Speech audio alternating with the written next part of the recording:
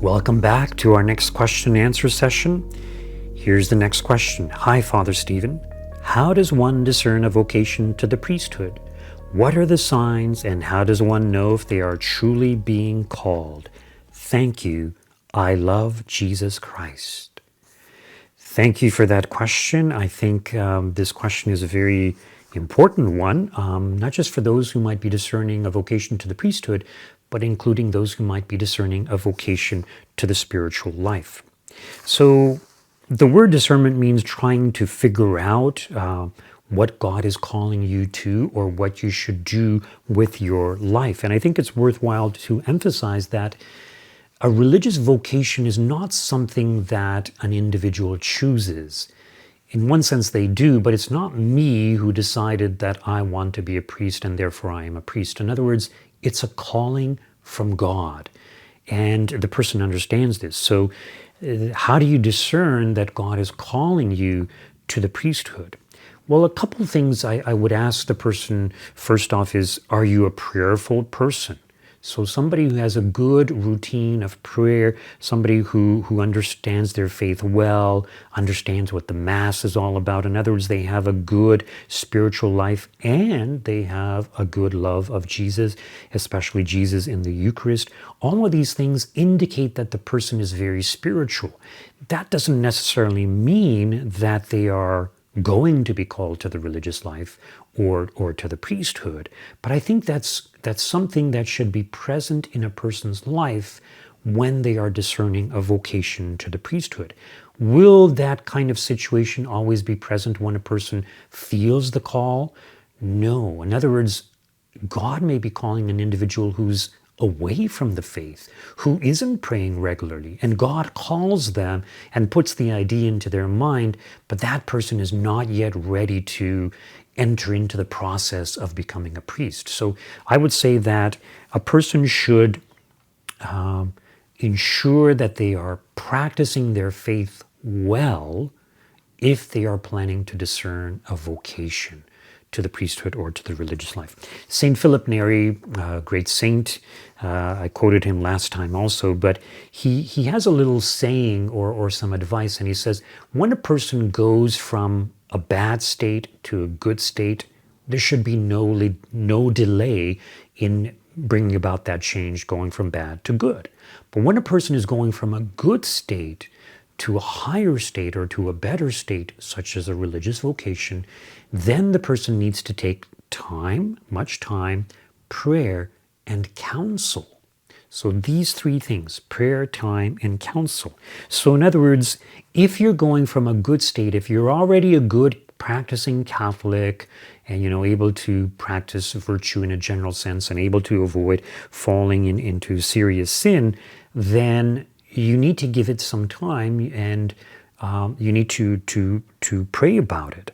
So don't rush into it.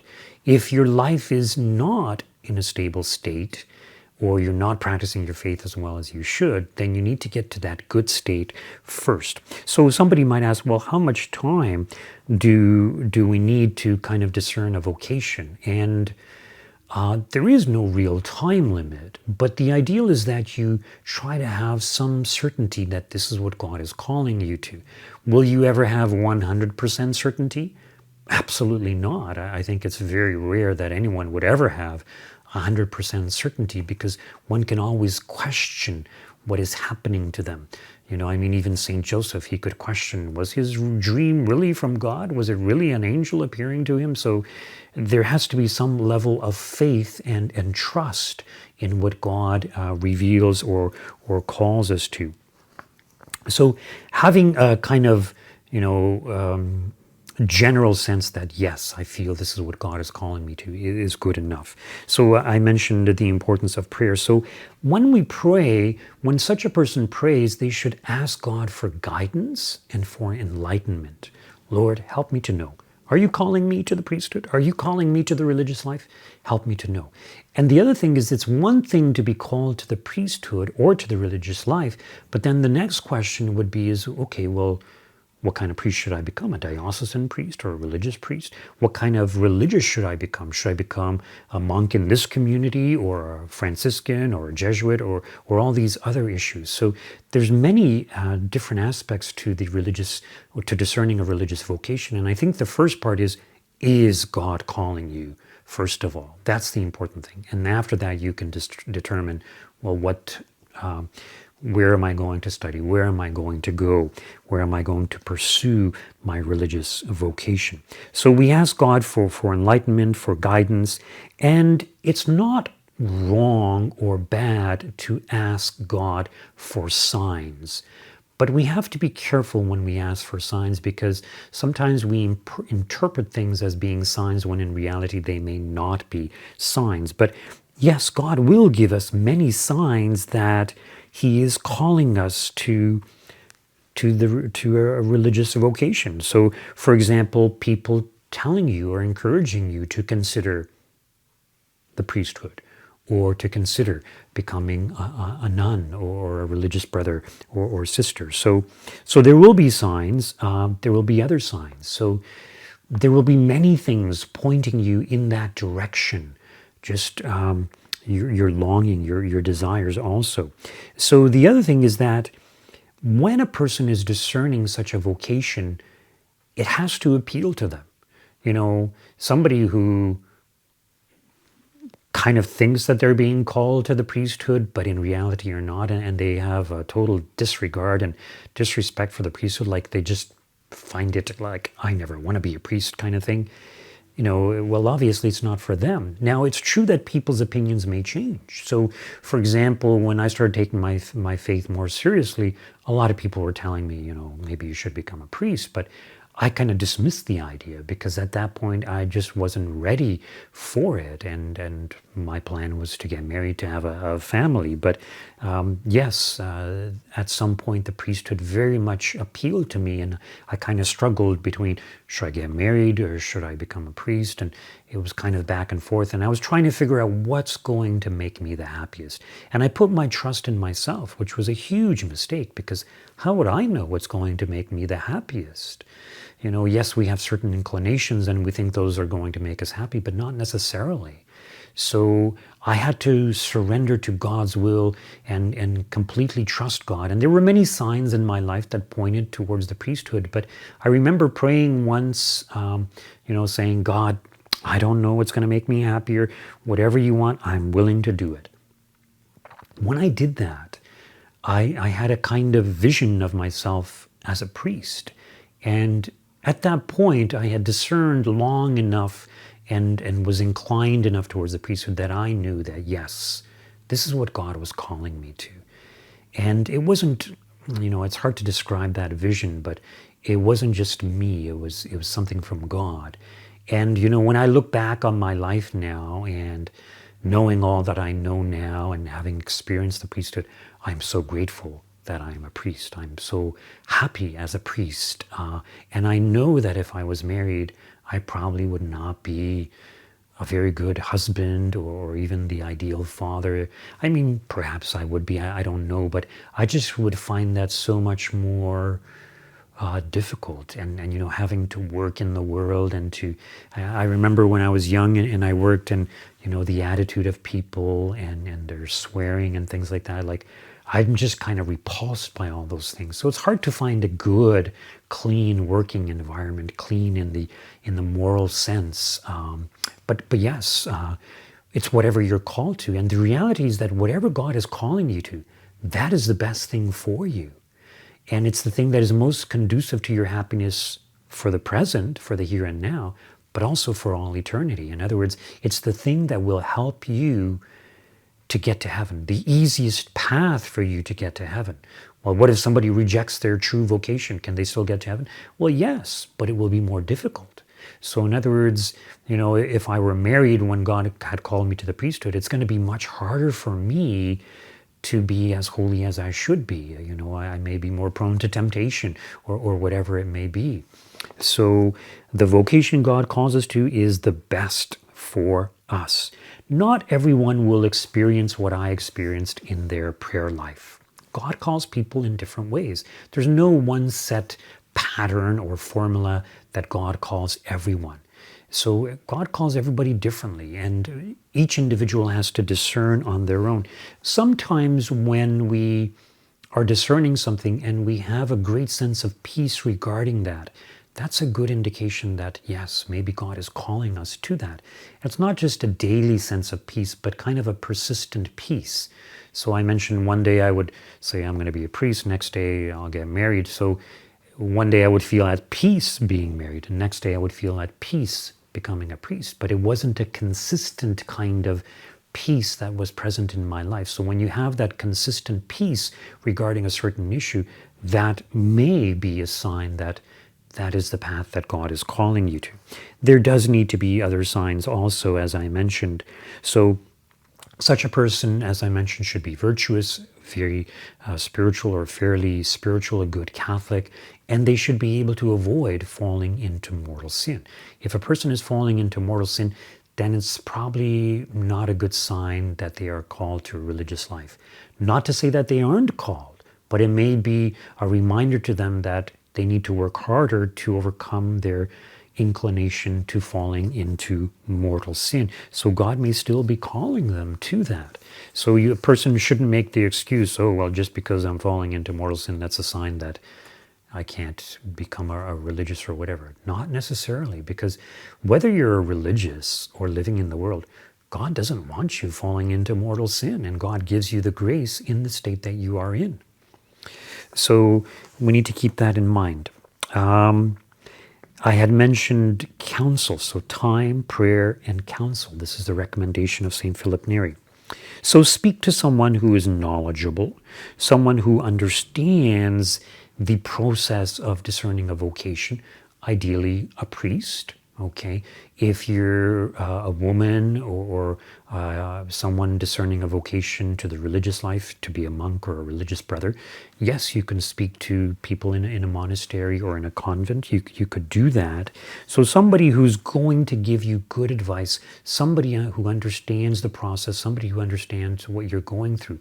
What I would suggest is that you don't go around telling everyone. Because once you tell everyone, you kind of open yourself out to attack also, and people will say, no, don't consider being a priest. So many people, like even my family members, were upset that I was becoming a priest. My parents were very supportive.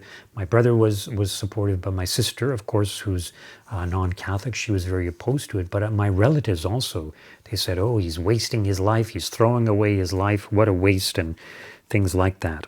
So talk to a priest, a deacon, a seminarian, or also a friend who's also discerning. So someone who can relate to what you are going through.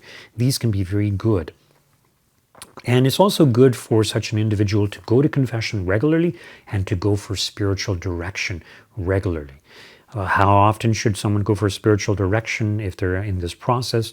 Well, it could be once a month, it could be once every 2 weeks, something like that. Does everyone need to go for spiritual direction?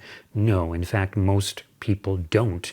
But if you are discerning, if you're making a major decision in your life, then yes, it's good to get some spiritual advice regarding this.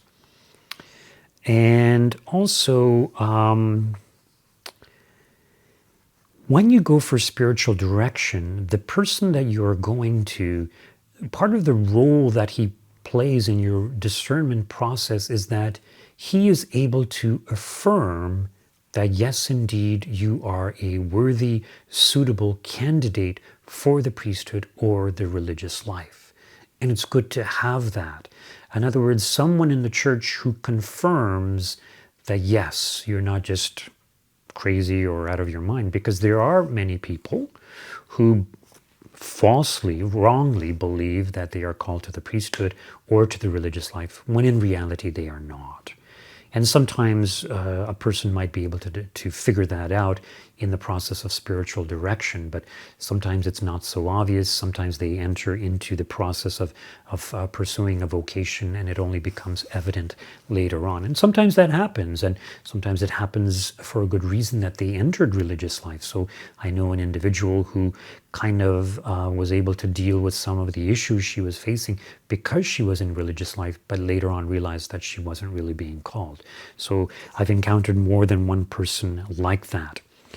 If you are seriously discerning a vocation to the priesthood, you can contact the Archdiocese Vocations Office, and they can put you in touch with a priest or a religious sister who might also be able to help you in your discernment process and to help advance the steps that you need to take towards pursuing your vocation. They also have things like the Come and See weekend. You get to go to the seminary, see what seminary life is like. This is good. Now, personally, I believe that when a person does this, or before they do this, they should get to a certain stage where they feel pretty confident that they're being called to the priesthood. Sometimes what happens is that they so strongly encourage vocations that they say, okay, well, you're discerning, you haven't figured it all out, well, come and join anyway, come and start taking studies anyway. And I mean, yes, people who do join usually have a pretty good sense, but my advice is you yourself should have a good conviction that this is what you are called to, so that when you do enter on these next steps, that you will persevere. Because during the first couple of years, it's going to be difficult for you. It's going to be challenging. And if you're not totally committed, you're more likely to drop out. And that's not good for you. It's not good for the community that you're joining either. So I believe that good discernment, having a pretty good sense that this is what God is calling you to, is important. All these things that I mentioned, I'll repeat again, that they don't all have to be present in your life. So not everybody's going to experience what I experienced. So God may use some of these things and maybe not all of them. So it's important to keep that in mind. Sometimes I encourage people to make a list of all the reasons why they think they are being called, and a list of all the reasons why they don't think they are being called or shouldn't enter into religious life. And it's not a question of which list is longer, because some things are more weightier on one side than on the other. And when you write these things down, it can sometimes help a person to have a clearer view of what God may be calling them to. Does everybody need to do this? No. But for some people, yes, because usually when we think about things, we can only focus on one aspect at a time. When we write things down and review those notes, we kind of have a bigger picture all at once of, yeah, I really think that I'm being called, or no, I really don't think that I'm being called, and I don't think I should become a priest. So sometimes that can be helpful. The other thing is that there needs to be this openness to God's will. And I think someone who is discerning does have this openness, but I would also encourage the person to consecrate themselves, to give their life completely to God for whatever God is calling them to, with the understanding that whatever God calls you to is the best thing for you. And it's not as if God is trying to call everyone to the priesthood, because not everyone is suitable. God calls people to marriage. And even in the case of marriage, you need to discern, is this the right person that I should marry? So it's all about the process of discernment. And so often people exclude God from this discernment process. The other thing that I would very strongly encourage you as an individual to do is to have a great devotion to Our Lady. And if you think of Our Lady, she was called by God to be the mother of God, to be the mother of Christ. And Mary had not planned on becoming pregnant. This is why she responds to the angel, how can this be since I know not man, indicating that she had no desire to know man or to engage in sexual activity with any man. In other words, she had consecrated her life to God. But God called her to become a mother. So she said yes. So when we pray to Our Lady, she gives us the ability to say yes if God is calling us, and she will also help us to realize that God may be calling us. The other thing I would very, very strongly encourage you to do is to have a devotion to St. Joseph and to ask St. Joseph to enlighten you, to guide you, to protect you, and to help you to discern your vocation, because St. Joseph also struggled with his vocation more so than Our Lady. In other words, his vocation changed. So yes, he initially intended to marry the Blessed Virgin, but then he wanted to pull out of that, and God had to reaffirm him in his commitment to Mary by means of an angel, a dream. Do not be afraid to take Mary as your wife.